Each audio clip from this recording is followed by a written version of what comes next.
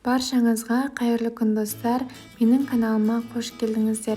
Бүгін сіздерге үй жағдайында жасалатын лаваштың рецептімен бөлісетін боламын. Видеоны соңына дейін қараңыздар. Ең алдымен табамызға ыстық суымызды құйып аламыз. Тұзымызды саламыз дәміне қарай. Сосын шай қасықпен 1 қасық сұйық майымызды саламыз. Тұзымыз ергенше жақсылап араластырамыз. Електен өтілген ұнымызды саламыз. Алғашында қасықпен араластырып, сосын қолмен елейтін боламын. Қамырымыз өте жұмсақ болуы қажет.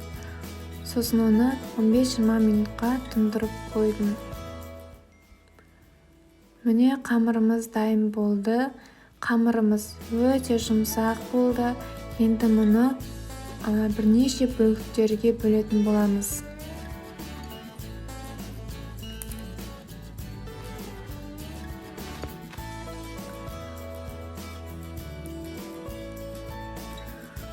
Сосын оны жұп-жұқа етіп жайып шығамыз.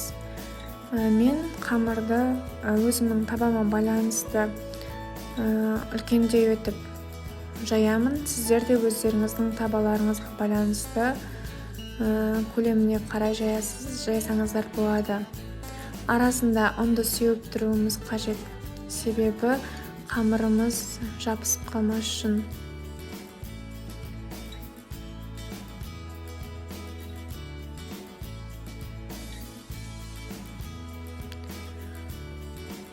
Сосын қамырымызды қысып тұрған табамызға саламыз. Мен табамды 5-10 минут бұрын қыздырып алдым. Сосын осындай қоңыр нүктелер пайда болады піскен кезде.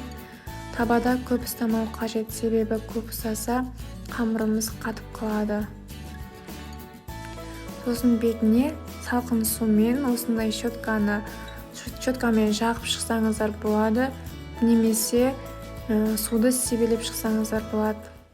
Суды да көп жағудың қажеті жоқ. Сәл ғана жағасыздар. Міне достар, қамырымыз дайын болды. Өте жұмсақ, керемет болды. Сіздерге де жасап көруге кеңес беремін. Достар, менің каналыма тіркеліп, лайк басып қойыңыздар.